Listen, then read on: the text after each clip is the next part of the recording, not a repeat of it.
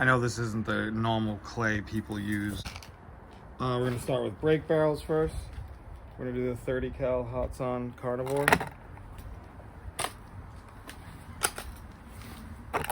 And these JTS dead center 45 grain 30 cal pellets.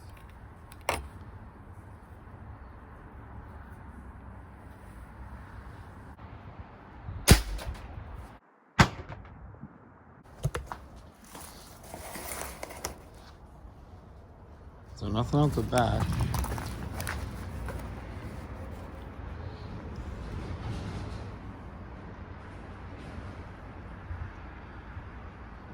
All right, we'll have to measure how far in that went.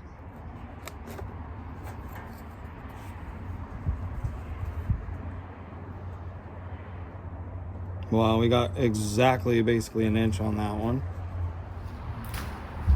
All right, next we're gonna do one of these Gamma rockets.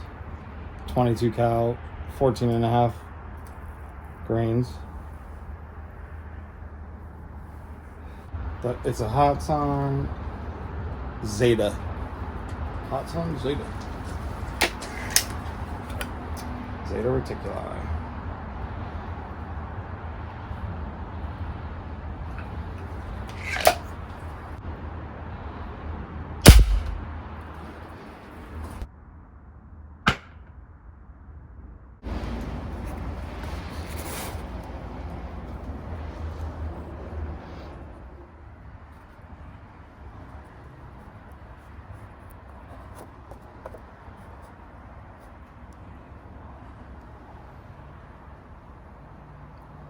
Just shy of a half inch. All right, next up is gonna be the Hatsan Invader. And we're gonna use everyone's favorite, I think, H&N Hornets. My coveted can of H&N Hornets that I've had forever. And I refuse to use them. Saving them for a rainy day. Or a snowy day. Oh, great, and I lost one. I will hunt that down momentarily.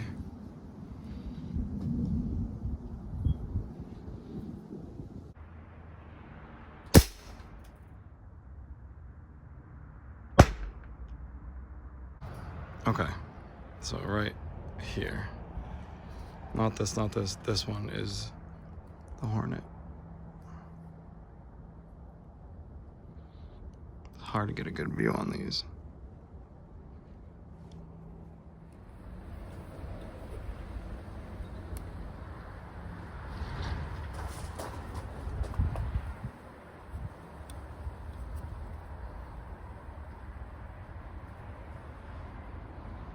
Yeah, a little shy.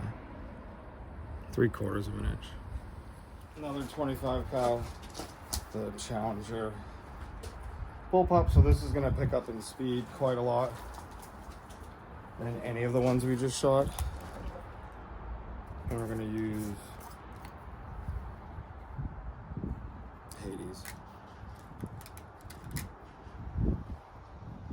I know that this is the first technically hollow point style, but I don't think it should really matter.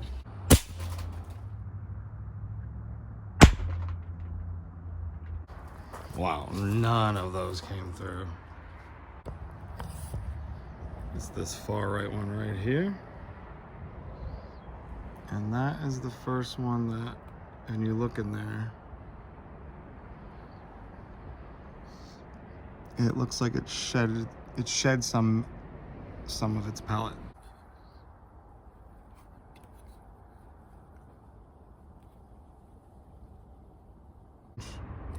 So far, the winner is the 30 cal brake barrel, which is crazy. Which was this one right here. Went the farthest so far.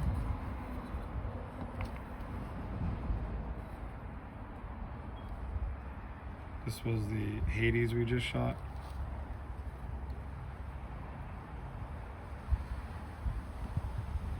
Hornet. 22 cal.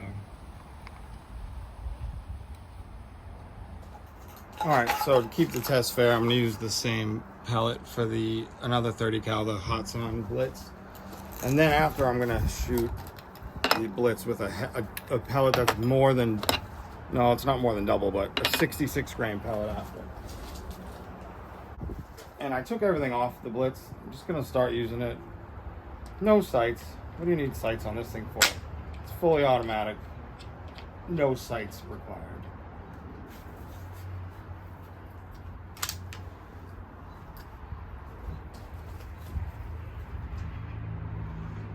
So 45 grain pellet first. Because I just want to see the difference between the brake barrel Hatsan and this one. Like, you know, you would think this would push it a lot faster, but I don't know.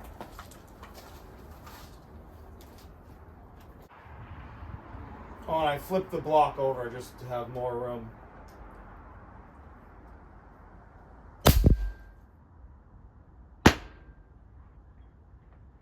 Still no pass through, of course. Nothing's gone through this yet. And significantly different looking. Just the hole in general is wider than all the other ones. Even the other 30 cal hole, which was this one. So these are the two 30 cal. These are the two same exact pellet. They're in here.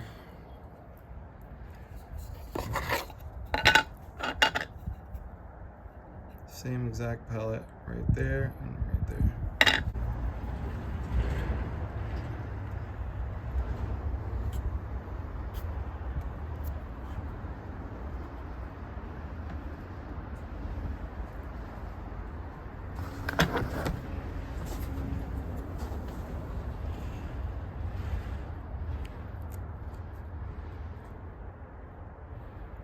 Okay, so this did a lot better. We're at 1.5 inches, so this did the best so far. One's AEA, one's JTS.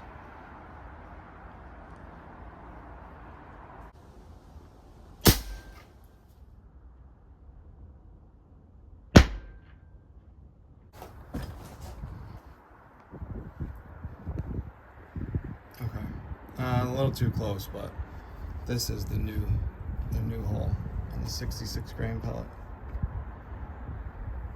And I don't know, first it looks about the same.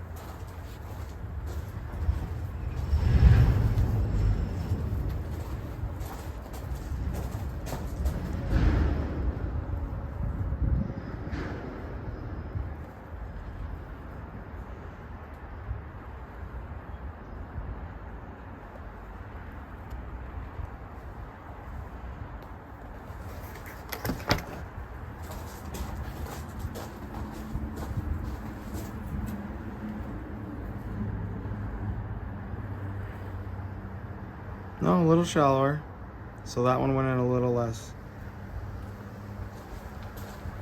All right, so now I want to cut this open a little bit just to see if these are getting us any kind of results at all, or if it's just, you know, this stuff is too hard, it's too cold out to get any kind of data on them.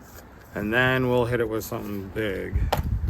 But I had to show you everything that went on with this first, because I don't know what it's going to look like after I hit it with the 50 cal. And I'm also going to put it in a plastic bag so I don't destroy it all with dirt and gravel and stuff. So that's what it looks like now. And it's not going to look like that in a minute. We're going to hit it with this little guy. Very little guy.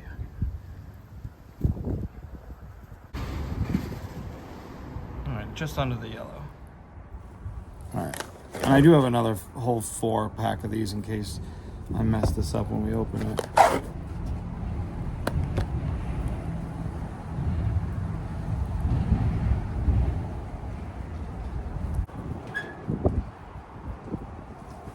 So every one of those has got daylight, I think. No. Okay. So some of these did not make it through the first block, including the 25 cal. So the ball and the little 22 cal. Let me look at it the way I have it. And here's the back side. Here's underneath these. So we got the ball from the Gamma rocket, but the pellet is right there. So we got the pellet is right here. The ball went further.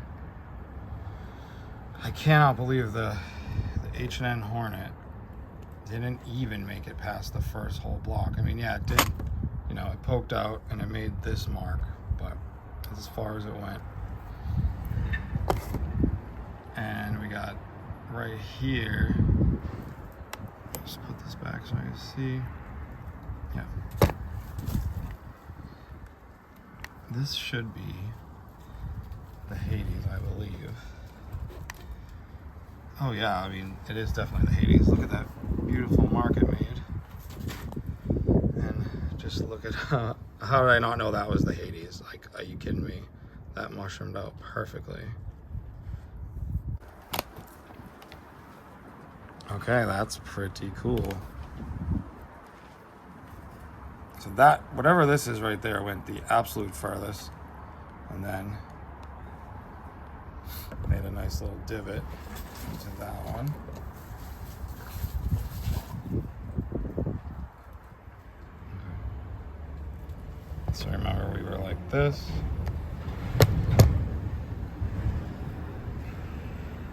So a Gamma rocket just went through one of these things.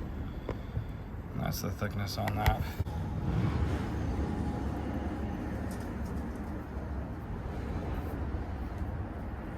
So this is the Hatsan Blitz shooting, slinging this 66 grain. This is this out of the Blitz. And that's barely deformed. So that went the deepest and left that. This one almost popped out.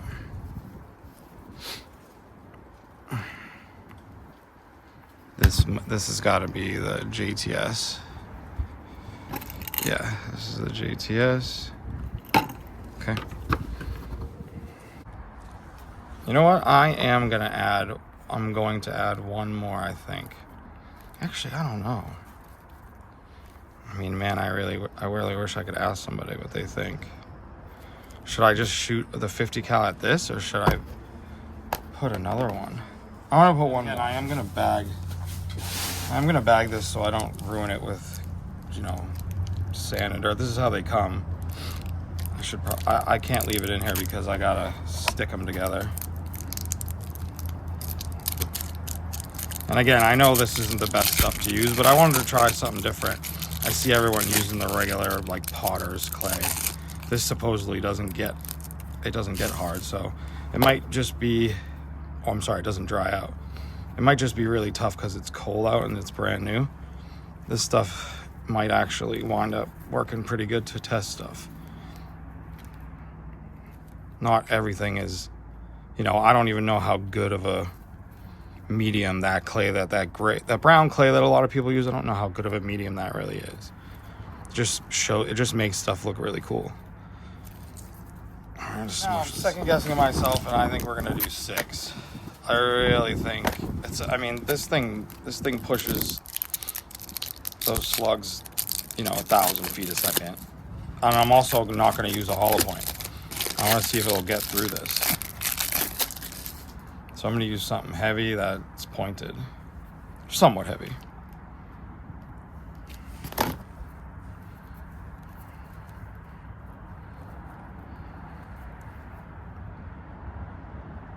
Alright, that's how we're going to smack it.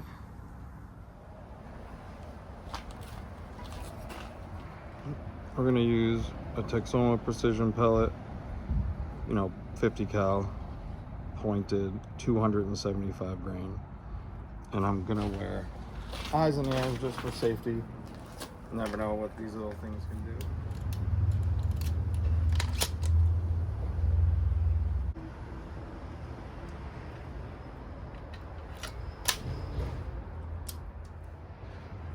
And just because you never can be too safe, I'm putting on a plate. Because you never fucking know. And I'm good with taking a 275 grain ricochet in the chest.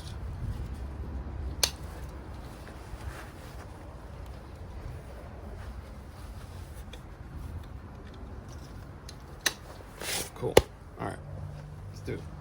Let's do.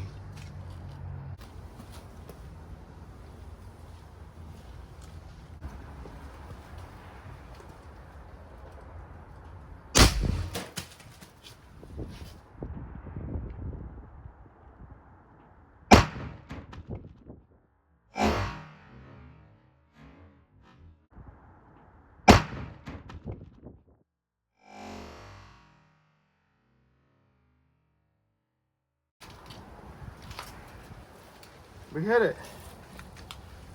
We hit it. All right. So let's first inspect over here. We know it went through because of that. So shit, I should have used more. I remember I kept saying, I don't know, I should have used all 8. I don't know if the all 8 would have even stopped it. Oh, but it is right there. How cool is that?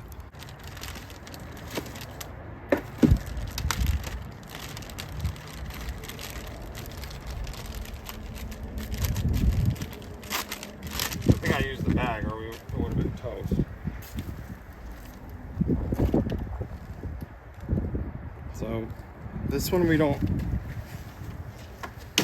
need the broken measuring tool for this one. It went from there. It's right there.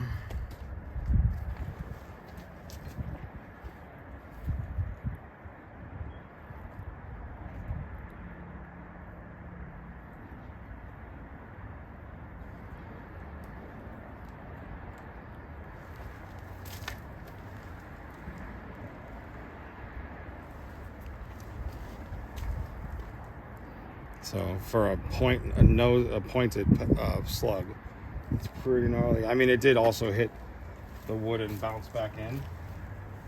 But so I don't think so. I have 8 total. 1, 2, 3, 4, 5, 6. I don't think 2 more would have done anything. I just think this is gonna go through that, you know.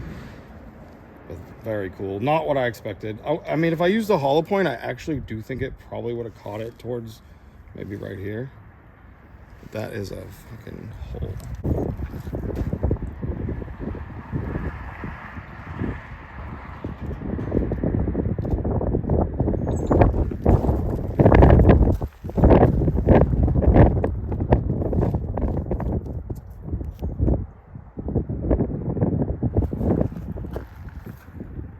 Scope cam.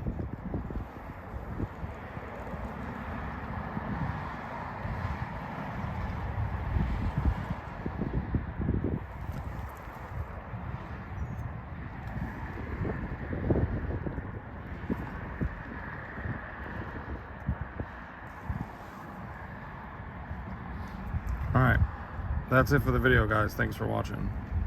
Till next time.